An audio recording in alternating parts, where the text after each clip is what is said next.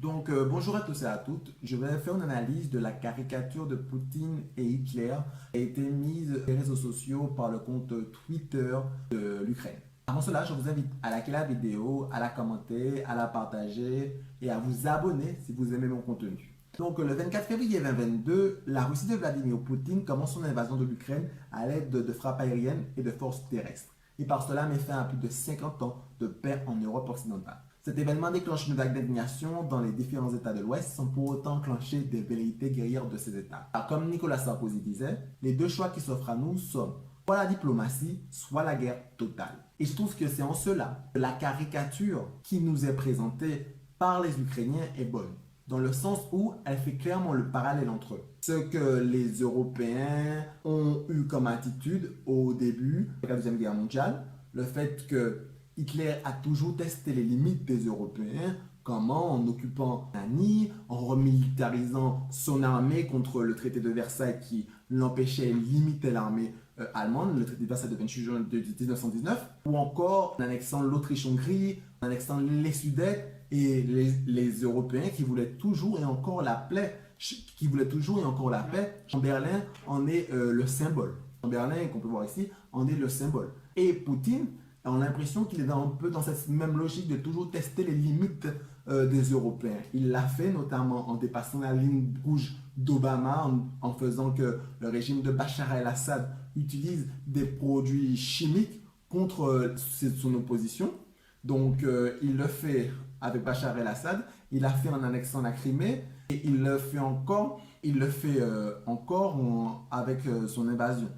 Mais outre le fait qu'il teste toujours ses limites, les racines de ce conflit sont surtout dans le sentiment d'humiliation que la Russie, les Russes ou encore Vladimir Poutine ont eu après l'effondrement de l'URSS en 1991. Aussi de l'affaiblissement de l'influence de la Russie dans le monde et le déclassement et la déliquescence de l'État russe dans les années 90. Tous ces facteurs d'humiliation et cette espèce de déliquescence de l'État russe en 90 ont mené au pouvoir le 22 mars 2000 Vladimir Vladimirovitch Poutine, qu'on peut voir ici, un homme qui se forge rapidement une stature d'homme d'État, prêt à tout pour rendre sa grandeur à la Russie, quitte à revenir sur un régime autoritaire muselant toute opposition sérieuse à son égard et tentant de déstabiliser les États dans le monde. Que ce soit à travers des pressions avec le gaz, ou encore des tentatives d'influence lors de processus démocratiques, comme on a pu voir aux États-Unis, comme on a pu voir lors du Brexit, ou comme on a pu le voir aussi en France, ou encore avec des rapports de force. En 2004, la victoire de Viktor Yanukovych aux élections ukrainiennes fut invalidée suite à la révolution orange, dénonçant des fraudes lors de l'élection et rejetant le candidat pro-russe à l'élection présidentielle ukrainienne. Un nouveau scrutin aura lieu et celui-ci donnera la victoire à Viktor Yushchenko, qu'on peut voir ici. Le candidat pro-européen, le pays est alors scindé en deux parties. D'une partie, l'Ouest ayant voté massivement pour Yushchenko, c'est-à-dire le candidat pro-européen, et l'Est pour Viktor Yanukovych, où il y a plus de russophones. La Russie, inquiète du rapprochement de l'Ukraine vers le camp occidental, augmente le prix du gaz pour l'Ukraine et en 2010, Viktor Yanukovych est nouvellement élu à la tête du gouvernement ukrainien. Il va promettre de se rapprocher de l'Europe. Lorsqu'il va gouverner, il va essayer de mettre en place un régime plus autoritaire et va se rapprocher de Moscou en signant les accords de Kharkov, tout en se retirant des accords d'association entre l'Ukraine et l'Union européenne. Suite à ces décisions, un violent mouvement de contestation éclate en Ukraine, ou plus précisément dans les régions ouest de l'Ukraine, et le point culminant de ce mouvement est la révolte de Maïdan, obligeant Viktor Yanukovych à s'exiler en Russie. En parallèle de ces mouvements pro-européens, dans la Crimée, Lugansk ou encore dans le Donetsk, des contre-manifestations voyant la destitution de Viktor Yanukovych comme un coup d'État ont lieu et Poutine les encourage, notamment en les finançant. En mars 2014, Poutine organisera un référendum illégal du point de vue international en Crimée pour demander à la population criméenne s'ils sont d'accord pour être rattachés à la Russie.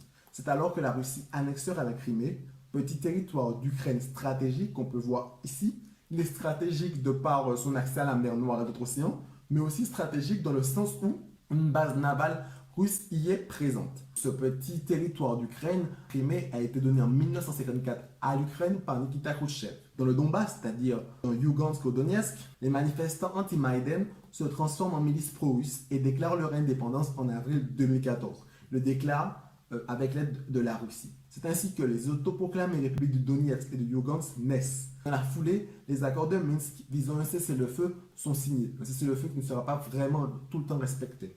En 2015, l'Ukraine adopte des lois de décommunisation, c'est-à-dire des lois visant à mettre sur un même piédestal le régime communiste et le régime nazi, sachant que le régime communiste est absolument respecté en Russie, il est vénéré, ça fait partie de leur histoire où la Russie était faste, et le régime nazi, il n'est pas vénéré, il est détesté, mais plutôt un affront pour eux.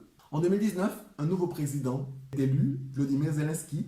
Le nouveau président est élu en Ukraine, c'est Volodymyr Zelensky. Il va promettre de ramener la paix dans l'est de l'Ukraine et aussi s'engage dans une nouvelle stratégie de sécurité nationale visant à rapprocher l'Ukraine de l'OTAN, ce qui déplaît fortement au Kremlin qui masse depuis 2014 des troupes à la frontière ukrainienne. Alors que le 24 février 2022, la Russie lance l'invasion de l'Ukraine. Cette bataille, d'abord terrestre, nous avons aussi une bataille des images et c'est dans le cadre de cette bataille de l'information que l'Ukraine publie sur son compte officiel Twitter une caricature, c'est-à-dire une représentation qui par la déformation, l'exagération des détails tend à ridiculiser les modèles.